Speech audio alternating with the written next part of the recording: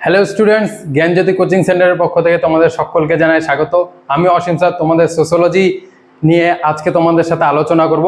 যারা এনবিউর আন্ডারে পড়াশোনা করছো তাদের জন্য আজকে আমরা যে সোশ্যোলজি তোমাদের যে সিলেবাস দিয়েছে, তোমরা সকলেই আশা করি তোমাদের সিলেবাসটা পেয়েছো এবং সেই সিলেবাসের উপর ভিত্তি করে আমরা তো তোমাদের পড়াশোনা করাবো। তো সেই সিলেবাসের উপর ভিত্তি করে আজকে তোমাদের মেইন যে সিলেবাস সংক্রান্ত আলোচনা, সেই সিলেবাস সংক্রান্ত আলোচনা নিয়ে আমরা এসেছি তোমাদের সামনে। ঠিক আছে, তো দেখো যারা এনবিউর আন্ডারে পড়াশোনা করছো তাদের সোশ্যোলজি যে থার্ড সেমিস্টারের যে আজকে এখানে আমি পেপার 3-র যে সিলেবাসটা সেটা নিয়ে তোমাদের সাথে আলোচনা করব। তো পেপার 3-তে তোমাদের যে এখানে বলা হয়েছে, পেপার 3-তে তোমাদের দেওয়া হচ্ছে রুরাল সোশ্যোলজি ইন ইন্ডিয়া, মানে তোমাদের পেপার 3-তে তোমাদের এটা হচ্ছে টপিক। ঠিক আছে, এই টপিকটার উপরে ভিত্তি করে তোমাদের এখানে 1, 2, 3, 4, 5টা ইউনিট করে দেওয়া হয়েছে। এই 5টা ইউনিটের উপরে তোমাদেরকে পড়াশোনাটা করতে হবে।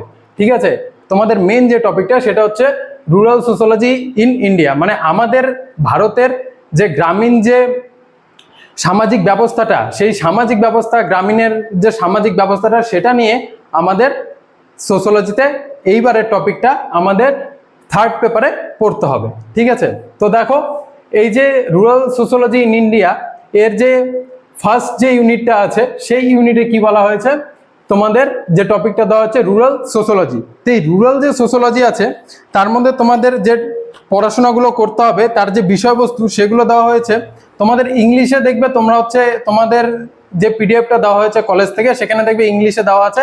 আমি তোমাদের সুবিধার জন্য বাংলাতে তোমাদের সাথে ডিসকাশন করছি যাতে তোমাদের সুবিধা হয় পড়াশোনাটা করতে। ঠিক আছে, তো প্রথমে যেটা দেওয়া আছে রুরাল সোশ্যোলজি, তার মধ্যে দেওয়া হয়েছে উৎস, সংজ্ঞা, বিষয়বস্তু এবং গ্রামীণ সমাজবিজ্ঞানের সুযোগ। ঠিক আছে, সেকেন্ডে দেওয়া হয়েছে ভারতের গ্রামীণ সমাজবিজ্ঞানের প্রকৃতি এবং তাৎপর্য। ঠিক আছে, থার্ডে যেটা দেওয়া হয়েছে সেটা হচ্ছে মৌলিক ধারণা। ঠিক আছে, এই মৌলিক ধারণাটা কিসের? রুরাল সোশ্যোলজি, যে গ্রামীণ যে সমাজ আছে তার উপরে যে মৌলিক ধারণা, সেই ধারণার মধ্যে কি আছে? সংস্কৃতিকরণ, প্রভাবশালী জাতি, তারপরে আছে প্যারোচিয়ালাইজেশন।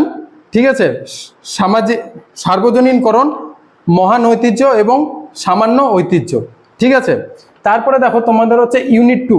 ইউনিট 2-তে তোমাদের কি বলা হয়েছে?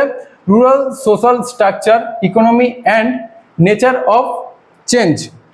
ঠিক আছে, এই যে ইউনিট 2, এই ইউনিট 2-র মধ্যে তোমাদের 4টা টপিক দিয়ে দেওয়া হয়েছে। এই 4টা টপিক হচ্ছে গ্রাম সম্প্রদায় এবং বৈশিষ্ট্যের ধারণা এবং সংজ্ঞা। ঠিক আছে, জাজমেন্ট সিস্টেম, এই জাজমেন্ট সিস্টেমের ধারণা, সংজ্ঞা, বৈশিষ্ট্য ও পরিবর্তনের প্রকৃতি। ঠিক আছে, তারপরে যেটা দেওয়া হয়েছে সেটা হচ্ছে খুব ইন্টারেস্টিং টপিক এটা। ঠিক আছে, তার কারণ এটা কৃষি অর্থনীতি, কৃষি সম্প্রদায় ও কৃষি শ্রেণীর কাঠামো। আর দেওয়া হয়েছে স্বয়ংসম্পূর্ণ গ্রাম সম্প্রদায়। এই যে কৃষি, আমাদের ভারতের কৃষিটা কি করে নিয়ন্ত্রণ হচ্ছে, ঠিক আছে, এই কৃষি কি করে অর্থনীতির সাথে যুক্ত। আমাদের ভারতের যে অর্থনীতি সেটা একমাত্র কৃষির উপরে ভিত্তি করে কিন্তু আমাদের অর্থনীতি গড়ে উঠেছে। তো আমরা যখন পড়বো এই সোশ্যোলজিতে, আমরা যখন কৃষি অর্থনীতি, কৃষি সম্প্রদায় নিয়ে পড়বো, এটা খুবই একটা ইন্টারেস্টিং টপিক। ঠিক আছে, তারপরে থার্ড দেখো অ্যাগ্রারিয়ান রিফর্মস ইন ইন্ডিয়া। ঠিক আছে, এই অ্যাগ্রারিয়ানটা কি? কৃষির সাথে যুক্ত। ঠিক আছে, এটা কৃষি সম্প্রদায়ের সাথে যুক্ত। তো এটার মধ্যে কি বলা হয়েছে? কৃষি সংস্কার কর্মসূচি, ধারণা এবং উদ্দেশ্য, ভূমি সংস্কার কর্মসূচি, উদ্দেশ্য এবং সমালোচনা, কৃষির পরবর্তী মাত্রা, প্রযুক্তি ও ফসলের ধারণা। আর তারপরে দেওয়া হয়েছে সবুজ বিপ্লব এবং কৃষির বাণিজ্যিকীকরণ। এই যে সবুজ বিপ্লব, আমরা এটাকে ইংলিশে গ্রিন রেভলিউশন বলে জানি। এটা আমাদের ভারতের কৃষির যে ধান ও গমের উপরে ভিত্তি করে এই গ্রিন রেভলিউশনটা হয়েছিল। তো এটা আমাদের ভারতের খুব একটা ইম্পর্টেন্ট টপিক। ঠিক আছে, এই জিনিসগুলো জানা মানে তুমি ইন ফিউচার এই জিনিসগুলো জ্ঞান থাকা, নিজের মধ্যে এই জ্ঞানগুলোকে তৈরি করা, ভারতের ইতিহাস সম্পর্কে জানতে পারবে। ঠিক আছে, এটাও খুব একটা ইন্টারেস্টিং টপিক। তারপরে দেখো তোমাদের যে 4 নম্বর ইউনিট, সেখানে কি বলেছে? Local self government. এটাও খুব ইন্টারেস্টিং একটা টপিক। লোকাল সেলফ গভর্নমেন্ট বলতে তোমার আশেপাশে যে পঞ্চায়েত ব্যবস্থা যেটা তুমি দেখো, বা যেই পঞ্চায়েত সমিতি ব্যবস্থা যেইগুলো তুমি দেখো, সেটা আমাদের লোকাল গভর্নমেন্ট। ঠিক আছে, এই লোকাল গভর্নমেন্টের মধ্যে কি দেওয়া হয়েছে? গ্রামীণ ক্ষমতা কাঠামো, গ্রামীণ নেতৃত্বের প্রকৃতি। ঠিক আছে, তারপরে যেটা দেওয়া হয়েছে পঞ্চায়েতি রাজ প্রতিষ্ঠান এই পঞ্চায়েতি রাজ প্রতিষ্ঠানের সাংবিধানিক বিধান, কাঠামো ও কার্যাবলী। এই পঞ্চায়েতি রাজ যেটা হচ্ছে, তোমরা দেখবে এখন নতুন একটা সিরিজ এসেছে পঞ্চায়েত বলে, তো ওই যে পঞ্চায়েত, ওটাই আমরা বলি অ্যাকচুয়ালি লোকাল সেলফ গভর্নমেন্টের মধ্যে সেটা পড়ে।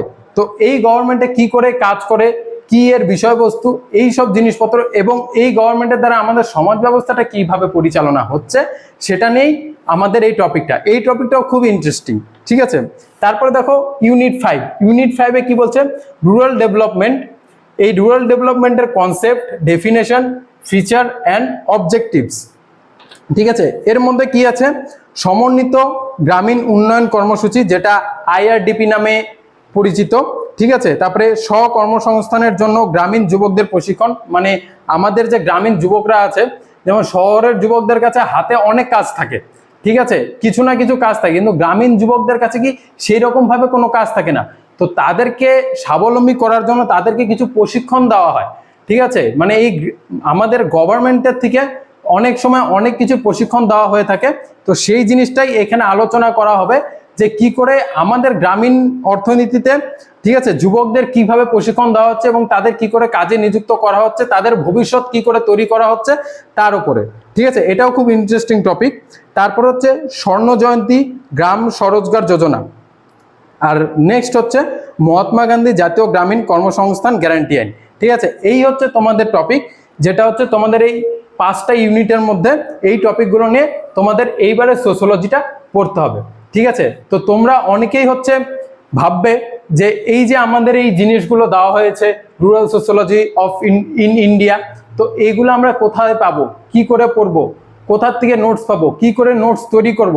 তো তার জন্য তোমাদেরকে একটা সুখবর দিই, যে আমাদের জ্ঞানজ্যোতি কোচিং সেন্টার তোমাদের জন্য এই পুরো যে কোর্সটা, সেটার একটা প্যাকেজ করে নিয়ে এসছে। শুধুমাত্র সোশিওলজি নয়, তোমাদের এই যে তোমরা যে 3rd সেমিস্টারে যে এবার পড়াশোনা করবে, তার জন্য তোমাদের যে সাবজেক্টগুলো আছে তার ফুল প্যাকেজ আমরা তৈরি করেছি শুধুমাত্র 1199 টাকায়। ঠিক আছে, শুধুমাত্র তোমাদের এই 6 মাসের যে তোমরা 3rd সেমিস্টারে পড়াশোনা করবে, তোমাদের মেজরের তো তোমরা অনলাইন ক্লাস পাবেই। ঠিক আছে, তার সাথে তোমরা ফুল প্যাকেজ, তোমাদের যা যা দরকার, যে কোনো সাবজেক্টের যেই নোট দরকার, টোটালটা তোমরা এই 1199 টাকার মাধ্যমে তোমরা পেয়ে যাবে ফুল প্যাকড আপ কোর্স। ঠিক আছে, আর তোমাদের এই সোশিওলজি মেজর কোর্সটা আছে, ঠিক আছে, তোমরা এটার অনলাইন ক্লাসও পাবে। ঠিক আছে, তো আর দেরি নয়, যদি তোমাদের এই সোশিওলজিটা নিয়ে যদি পড়াশোনা করতে চাও এবং তোমরা যদি নোটস নিয়ে যদি ভাবো যে আমি কোথার থেকে পড়াশোনা করব বা কোথার থেকে নোটস পাবো, বই কোনটা কিনবো, তোমাদের বইয়ের কোনো টেনশন নেই, আমরা তোমাদের একদম প্যাকড আপ নোটস দেবো। ঠিক আছে, তোমরা সেই নোটস পড়বে এবং আমাদের এখান থেকে অনলাইন ক্লাসগুলো করে তোমরা তোমাদের পরীক্ষা দিয়ে তোমরা তোমাদের ভবিষ্যৎ গড়ে নিতে পারো। ঠিক আছে, তো শুধুমাত্র 1199 টাকা, ছোট্ট একটা অ্যামাউন্ট। এই অ্যামাউন্টের মাধ্যমে তোমরা আমাদের জ্ঞানজ্যোতি কোচিং সেন্টারে যোগাযোগ করবে। ঠিক আছে, এখানে দেখো দুটো নাম্বার দেওয়া আছে, 6295916282 এবং 7076398606। এই দুটো নাম্বারের মধ্যে যে কোনো একটা নাম্বারে তোমরা কল করে আমাদের সাথে যোগাযোগ করতে পারো এবং তোমরা এই ছোট্ট একটা অ্যামাউন্টের মাধ্যমে 6 মাসের যে তোমাদের যে এই কোর্সটা, এই কোর্সটা তোমরা নিতে পারো এবং আমাদের সাথে পড়াশোনাটা করে তোমরা নিজেদের ভবিষ্যৎ গড়ে তুলতে পারো। তো যত তাড়াতাড়ি সম্ভব এইখানে তোমরা আমাদের সাথে জয়েন করো এবং এই মাসের মধ্যে জয়েন করো, কারণ আগামী আগস্টে আমাদের 1 তারিখ থেকে ক্লাসগুলো শুরু হয়ে যাবে এবং আমরা নোটস প্রোভাইড করা শুরু করে দেবো। ঠিক আছে, তো যত তাড়াতাড়ি সম্ভব তোমরা আসো, আমাদের সাথে যুক্ত হও এবং আমরা তোমাদের হাত ধরে তোমাদেরকে নিয়ে তোমাদের ভবিষ্যৎ গড়তে আমরা তোমাদের সাহায্য করব। তো দেখা হচ্ছে নেক্সট ভিডিওতে। ওকে, থ্যাংক ইউ।